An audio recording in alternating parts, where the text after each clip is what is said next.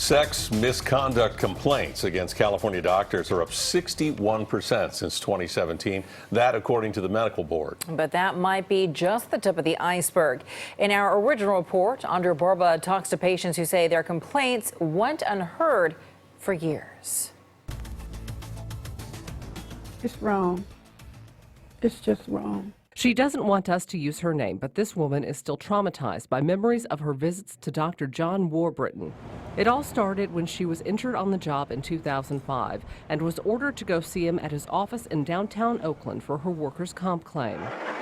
She says he was always making lewd comments. He spoke about my body and he said stuff like I had it going on. On one visit, she tried to hold closed the back of her hospital gown. And then he slapped my hand away and my gown was wide open, and I knew he was just staring at me. Even though she complained, she says she was forced to see the doctor multiple times over the years. I don't know, I just felt powerless. I didn't think I had any choice. Dr. Warburton kept on practicing here at his office for years, seeing hundreds of workers' comp patients.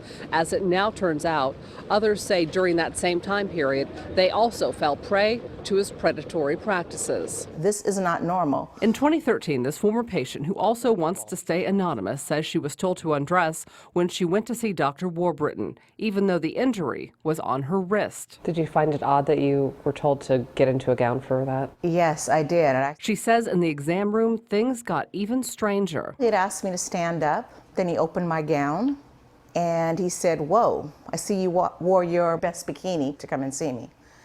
And I turned around and I said to his assistant, I'm like, okay, am I being punked, because this is not right?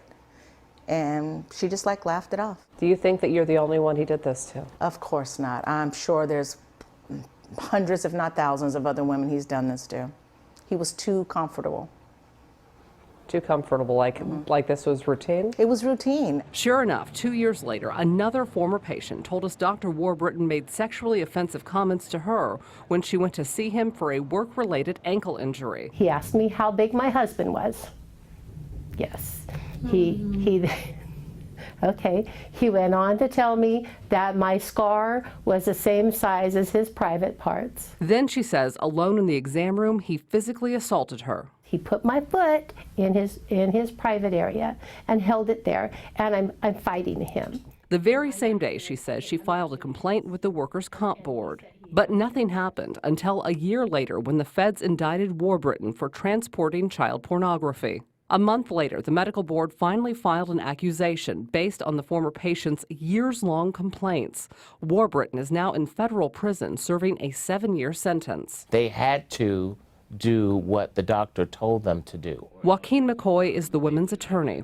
He is now suing the state workers' compensation board and the insurance companies involved on their behalf, claiming they knew or should have known that the doctor was a sexual predator. I can't imagine that they didn't know that this doctor was abusing his patients in this way. The Department of Industrial Relations that oversees the workers' comp system told us they can't comment on an ongoing lawsuit and that complaints against Warburton cannot be made public under state law. You have the due process for the doctor, but what about the due process for the patient? Bill Reynolds is a medical fraud investigator. He says in his decades of experience, the medical board protects its own at the expense of patients. He showed a list he has compiled of doctors with felony convictions.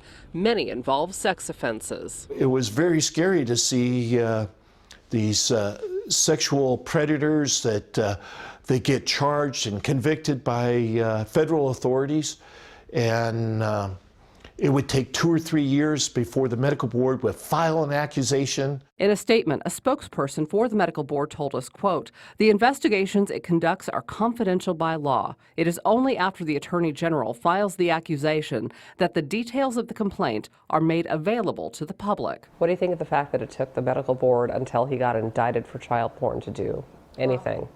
I think they should be blamed for this too, because it could have avoided a lot of victims like myself. It's not a secret. Everybody knows about the monster. In fiscal year 2018, the California Medical Board received more than 11,000 complaints against doctors, an all-time record. Experts believe the Me Too movement may have empowered some people to speak out who previously hadn't. In Oakland, Andria Borba, KPIX 5. Now, the doctor in this case surrendered his license before going to prison. That means he could get it back when he gets out in a couple of years.